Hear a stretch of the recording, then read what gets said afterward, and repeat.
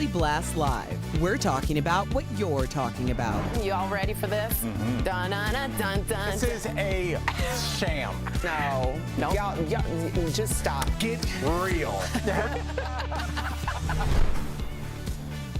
Welcome to DBL. It's a ladies' day. Good to see you both. What's going on? And particularly you looking very sweet. I'm trying not to be Princess Tiana. You're ingenue. Yes. So if you guys have any roles open, let me know. You look spectacular as always, as do you, Erica. But let's get to what's really everybody's talking about. I'm sure you heard the FBI did search former President Donald Trump's Mar-a-Lago residence yesterday while he was away. The search is reportedly in connection with documents, some of which were classified, that Trump brought with him to Mar-a-Lago following his presidency. Trump himself called it, quote, an unannounced raid and said that they broke into his safe. Protesters showed up outside the gates last night to show their support for Trump. This is the first time something like this has ever happened to a former president, and Republicans are reacting, including House Minority Leader Kevin McCarthy, who threatened to investigate Attorney General Merrick Garland if Republicans retake the House. He also said the Department of Justice has reached an intolerable state of weaponized politicization. What do you all think of this big development? What do you think this means for Trump moving forward? I will remind everyone, there's never been a Democratic head of the FBI. Christopher Wray, who's the head of the FBI, was appointed by Donald Trump. I want to make that really clear. The person that allowed this to happen was not a Democrat on the other side. He was elected and appointed by Donald Trump. What do you think, Erica? No, I was going to ask that question because that was my first thought. Yeah. Didn't Trump put him in that position? He did, yeah. Secondly, I was just taken aback by all the people calling to defund the FBI. I know. That was something. That was very. I mean, it really that was. came out of nowhere. It really was. I mean, I love your face. that was crazy. Right, Lindsay, you agree? It was like defund the police. How dare you? And then all of a sudden, Marjorie Taylor Greene's defund the FBI. Yeah, I'm not even going to comment about that. But I was watching it play out, and I'm like only seeing the news headline on Bloomberg. And then as soon as I got the New York Times alert, I'm like, oh my God, this is real. Like, I believe Bloomberg, but I needed like 3 sources. And I started watching the news, and it's like, in order to get from all the experts that I was listening to the approval to do a raid, you have to be an FBI person that testifies in front of a federal judge that actually says, yes, this is okay, because there's probable cause that something in that house connects him directly to a crime. And so, I'm not surprised based on how much we heard over the last couple weeks at the hearings, but it is kind of like, whoa. I don't know what this means for the future, but whoa, This is the first time a former president is having their home raided. And that scrutiny level is incredibly high to go in like they did. Let's get to an actual expert who knows what they're talking about. What does it take for the FBI to get a search warrant for a former president? To answer this and more, we're joined by very handsome former prosecutor and veteran trial attorney, Mark Eiglarsh. Thank you, Mark, for being here and for taking my harassment. Go ahead. Okay, so it's all good. Thank you. So, Mark, what do we know for sure about what it took to get the search warrant? I was talking about it, but what does it mean? Well, you said a lot of the correct things. First, this search was approved at the highest level of the Department of Justice. So this wasn't some rookie rogue prosecutor who just said, let me get Trump. This was at the highest level. Secondly, this was a court-ordered search by a judge. Prosecutors went to the judge, and they had to establish 2 things for the judge to sign off on this extraordinary move. Number 1, they had to prove that a crime was committed. And number 2, that there's evidence of that crime at Mar-a-Lago, the place that they searched. So, okay, we're talking evidence, but what exactly is the FBI looking for? They're looking for evidence that supports whatever theory that they believe that a crime was committed. So, for example, I'm thinking the front runner, I'm just guessing here, is 18 U.S.C. 1924, for those who are following along at home. The unauthorized removal of classified documents. Yeah. That seems to be what this is about. Yeah, and am I right, Mark? I saw Stephanie Grisham, who was in the Trump administration, say she saw firsthand, this was, I believe, CNN yesterday, he mishandled Trump, classified information, ripping it up. We saw maybe some pictures CNN had of in the toilet. There were some pictures of ripped up pieces, and that came out yesterday. I wondered if you think these are connected because they're worried about the evidence being destroyed. And also, what could be the fallout for Trump? Does it matter that he wasn't at home, that it was unannounced? What do you think? Well, search warrants get carried out, whether he's there, whether he's not. If he was there, they'd have him removed. But here's what's interesting. If they come for you and I, they don't tell us when they're coming. They don't let us know. In this case, because he's got the Secret Service, they were told, listen, we're going to be coming in. We're the FBI. So they knew about this. And also, months ago, there were discussions between his lawyers and law enforcement over this very issue. This isn't a surprise. So I don't think that they're going to find anything very nefarious because Trump and his attorneys knew precisely what their concerns were. And also, you know, Trump turned over 15 boxes of documents back in February to this committee that was researching to make sure that he had all the archives in the right place and not at his home. So a lot of Republicans are saying this was all politically motivated. What do you think about this? Well, let me just say this. Having been in the criminal arena for 30 years, I can say politics is still alive and well in a lot of cases, okay? Whether this was politically motivated or not, I don't know. I don't know the players. I don't know what's in their heart. But they will always have that argument. If Trump is ever indicted for anything in state or federal court, there will generically always be that argument that this is politically motivated. So the last time you were on the show, you said you didn't think it was likely that Trump would face prosecution relating to the January 6th hearings. But now that this has happened, have you changed your mind? No, because, again, to get a search warrant takes probable cause. It's a very low standard. To bring a criminal charge against someone, prosecutors need proof beyond and to the exclusion of every reasonable doubt. And that is an extraordinarily high burden for a reason, because you're talking about liberty, not money. See, I disagree with you. I'll bet you a coffee. I think Merrick Garland wouldn't have put his neck out like this if he didn't have it. Just a coffee? Oh, yeah, because I'm scared Mark has way more stuff than I do. Mark, thank you so much for joining us on DBL. For more information on Mark and his law firm, go to speaktomark.com. It's always such a pleasure. Thank you so much, Mark. Same here. Love you guys. Thank you. Love you too. Coming up on DBL, Serena Williams talks retirement, why the tennis pro is ready to leave the court, and we're remembering, this breaks my heart, Olivia Newton-John, by taking a look back at her iconic life, her legacy, after the break. Closed captioning provided by Poshmark. I think it is one of those stories we're all going to be like, what? Who raised you? Why am I right all the time? Welcome to another week of Jeff's Mustache. Am I going crazy?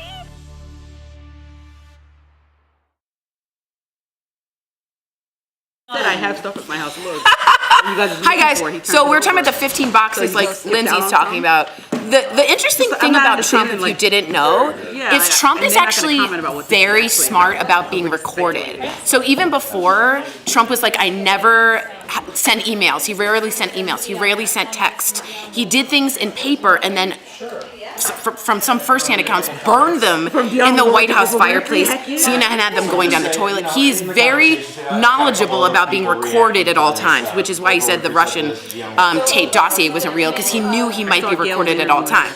So for him to have boxes still makes me think he had those for either some leverage on someone or for some reason he kept those documents. He doesn't like to keep documents. That's something very famous about him. And not stupid, actually, quite smart, to be honest. It's illegal, but quite smart. So I always wonder, what are in those boxes he refused to get rid of? Then Eric Trump was on Hannity, and I was watching live. Eric said there was nothing in my father's safe. Trump, of course, was upset they broke his safe that was in his office.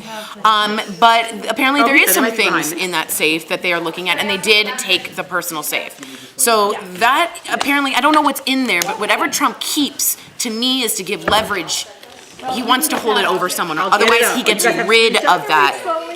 Very quickly, very famously. I find it very suspect that Eric Trump would say there's nothing I know, in his father's I safe, know. because I have a feeling one of us would know if there was something in his father's safe More than before Eric Trump would know if there was something What a burn! in his What father's an Eric safe. Trump burn!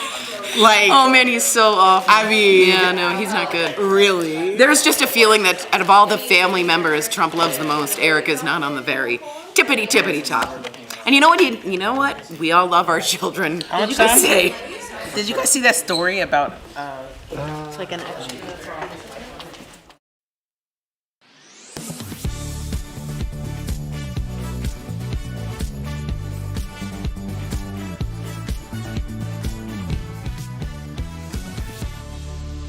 There's nothing else for me to do.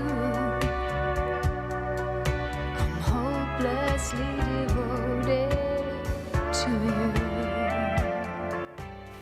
I know every lyric of every song of every moment of that movie. Welcome back. By now you've heard Olivia Newton-John passed away yesterday after a 30-year battle with breast cancer. She was 73 years young.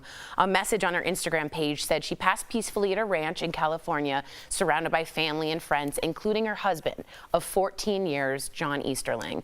Olivia inspired generations, including this chick right here with her portrayal of Sandy in Grease in 1978. The role earned her a Golden Globe nomination.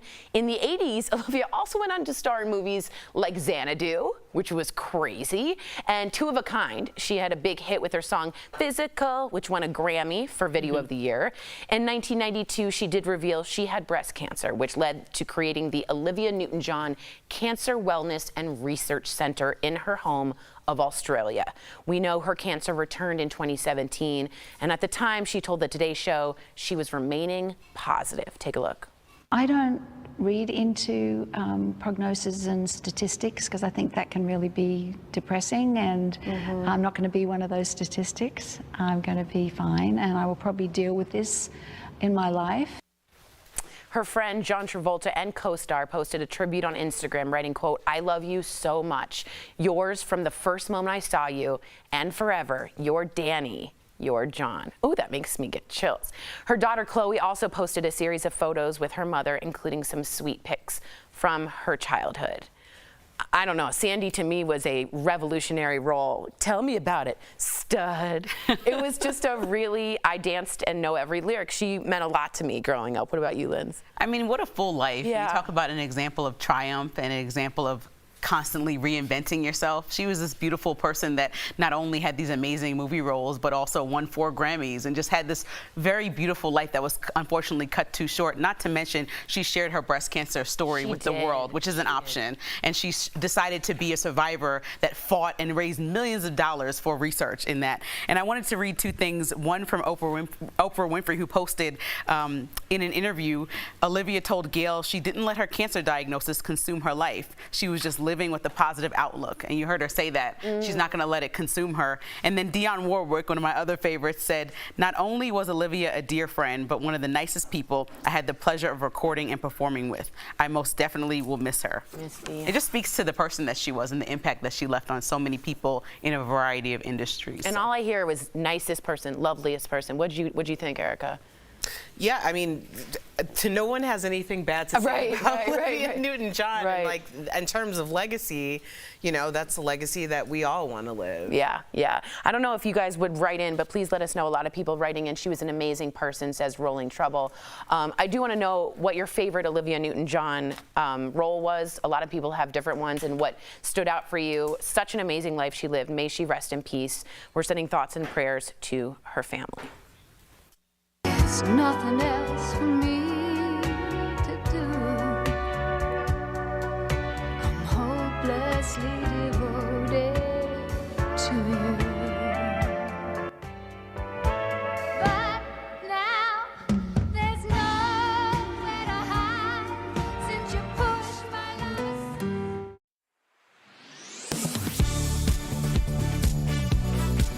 Nearly 90 million people in the U.S. have tested positive for COVID-19 since the pandemic began. Some of those people continue to experience symptoms or complications for months afterwards. It's a condition called long COVID. Several Verify readers have emailed the team with questions about long COVID, so let's answer them using these sources. First up, what is long COVID? According to the CDC and the Mayo Clinic, a person is suffering from long COVID if they continue to experience symptoms more than 4 weeks after their COVID-19 diagnosis. The WHO adds that symptoms of long COVID last for at least 2 months and cannot be explained with an alternative diagnosis. So how do you know if you have long COVID? According to Dr. Ilham Masaoudi Powers, an immunology expert at the University of Kentucky College of Medicine, unfortunately, there isn't a really good way to test for long COVID, right? It's all subjective and it's all people reporting their symptoms. So what are some common symptoms of long COVID? The CDC says that many long COVID symptoms are similar to those caused by an acute infection of COVID-19, like joint or muscle pain, diarrhea, or stomach pain. Other symptoms that people have reported include fatigue, shortness of breath, brain fog, and anxiety, according to Dr. Natalia Covarrubias-Eckert, medical director of the Post-COVID Rehabilitation Program at Providence St. Jude Medical Center in California. And finally, do you have to have had a bad case of COVID to get long COVID? According to Dr. Covarrubias-Eckert, the answer is no. We are seeing it throughout the spectrum. But Johns Hopkins Medicine and the CDC say long COVID appears to be more common in patients with initial severe illness, though it can affect people who had mild symptoms too.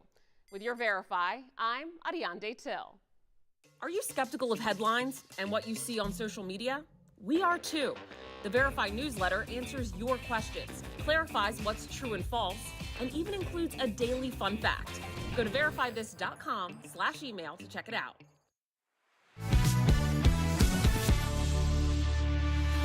This came as a shock. Welcome back. Not that. It's the end of an era. Serena Williams will be stepping away from tennis after the U.S. Open, which starts at the end of this month.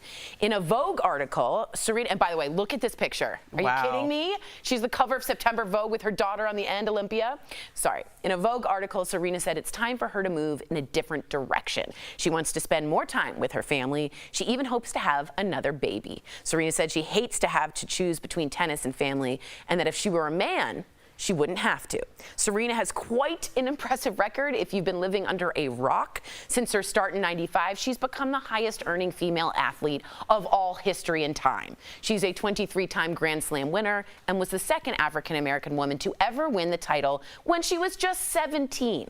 She is also a 3-time Olympian with 4 gold medals. Serena said this decision is the hardest thing she could ever imagine. I mean, how do you give up when you're the best?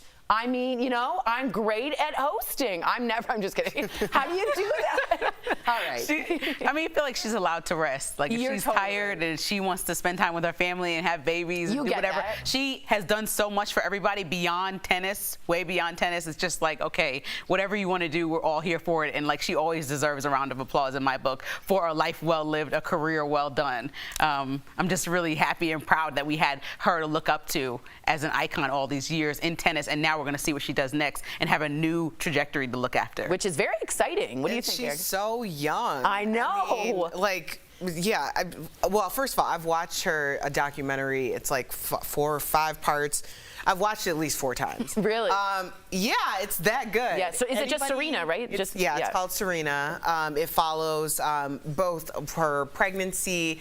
She nearly lost her life in labor or after labor.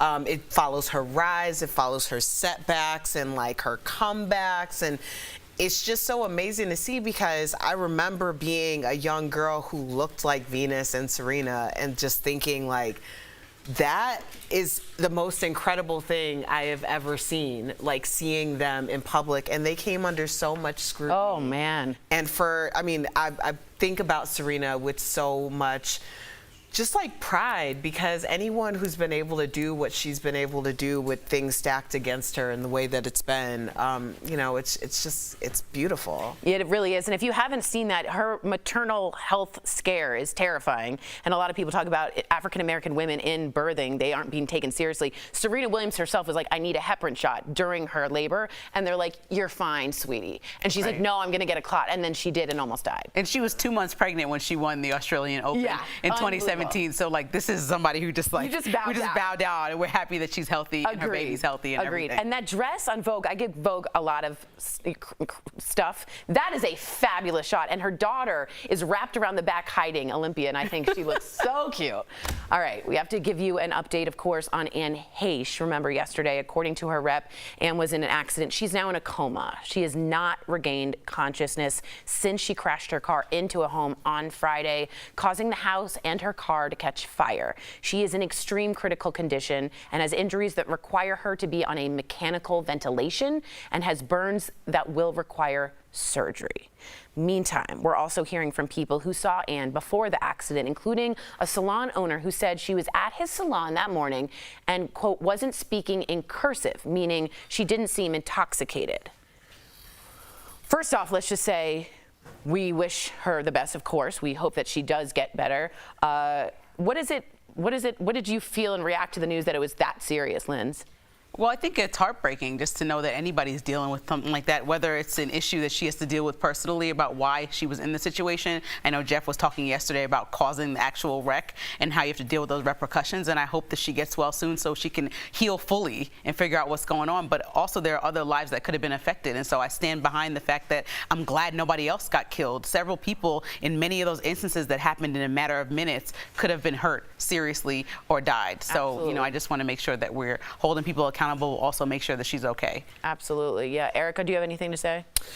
I really don't know what to say in these situations. I mean, the woman, Nicole Linton, the 37-year-old nurse, is facing 90 years in prison right now for taking 6 lives by speeding through an intersection.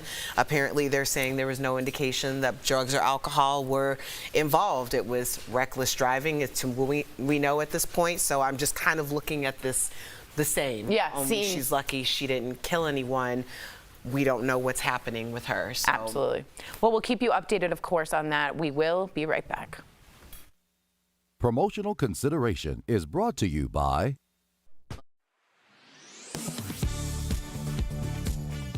We're in the dog days of summer as temperatures peak nationwide. While we're doing almost anything to keep ourselves cool, our dogs are also panting just as much as we're sweating. So here are 3 fast facts about hot weather and dogs.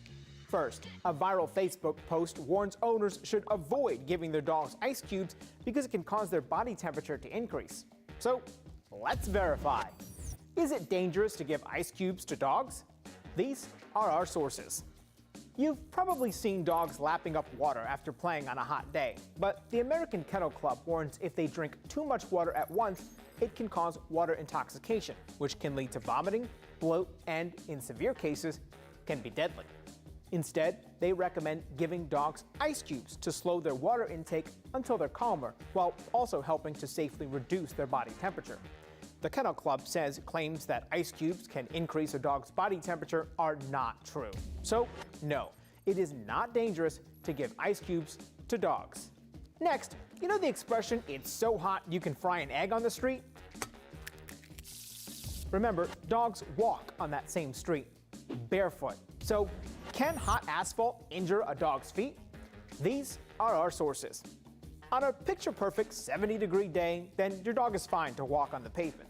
But the American Kennel Club says if it's hotter than 85 degrees outside, then the asphalt is likely too hot. This is because asphalt absorbs heat. At 85 degrees, the pavement can be as hot as 135 degrees. And at 100 degrees, vet Ed Faulkner says pavement can reach 160 degrees. Those temperatures are hot enough to cause blisters and burns on your dog's paws. Shallowford Animal Hospital recommends putting your hand on the ground, and if it's too hot for you to keep it there for 10 seconds, then it's too hot for your dog. So, yes, hot pavement can injure a dog's feet. Finally, while we're talking about paws, have you seen posts like these claiming dogs sweat through their paws? So, let's verify using these sources. The American Kennel Club says dogs have 2 types of sweat glands. The ones on their bodies release pheromones, but not sweat. This is because most dogs are covered in fur, which wouldn't allow the sweat to evaporate and keep them cool. The other type of gland is on their paws, and those release a bit of sweat. So, yes, dogs do sweat through their paws, but it's not the primary way they stay cool. That would be through panting. According to Dr. Faulkner, which causes moisture to evaporate from their tongues, nose, and lungs. Dogs still rely on their humans for help when it's hot, so it's important to watch for the signs of heat exhaustion, like excessive panting or drooling, dizziness or weakness, and then get them indoors and give them cool water, or a few ice cubes. With your Verify, I'm Brandon Lewis.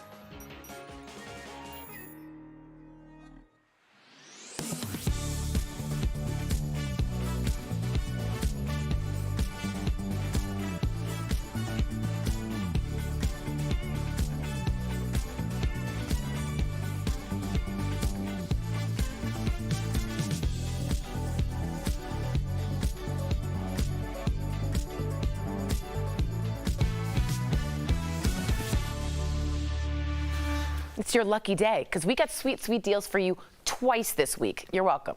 These are perfect for summer, so check them out. Steph, what do you have for us today? First up, we've got Belmont Gardens 7-foot Flora solar-powered wind spinner. What? I know. Oh, isn't this beautiful? Yes. So this deal includes one wind spinner and it comes with a solar panel and a pole. Nice. We've got it in 2 colors. We've got this gorgeous bronze, which looks so chic for your garden, or multicolor. Okay, I'm imagining this being like $800. Oh, I know. Well, it's a solar panel garden feature that's normally $120. Oh, not bad, okay. Well, Tori, we've got it for $49. Oh, saving everyone 59%. Now, Tori, we've got the Isaac Mizrahi 3-piece hard side spinner luggage set. Love that color. So the deal includes one 22-inch carry-on luggage, one 26-inch spinner luggage, and one 29-inch spinner luggage. Whoa. Normally, this set is $410, but we've got the set for $179. It's saving you guys 56%. Now, Tori, we've got the 2-pack of Parsecs wireless LED glow lanterns, and these are Bluetooth speakers. Whoa. So this deal includes 2 lanterns. They're normally $100, but guess what, Tori? They're only $39 with us. So that saves you guys 61%.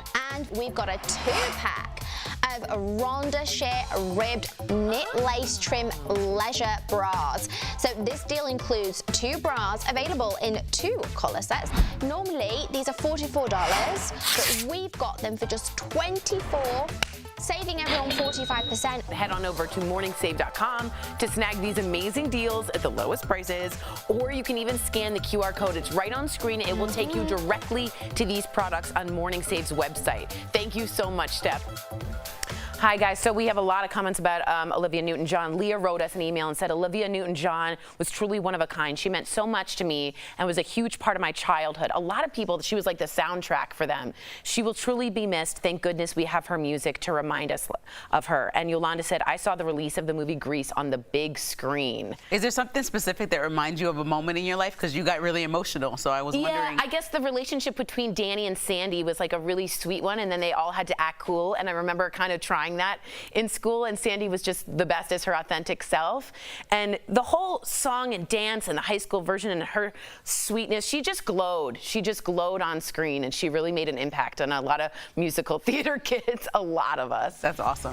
Yeah, amazing. We will miss you. DBL is new every day. We will see you same time, same place tomorrow. Thanks for joining us, guys.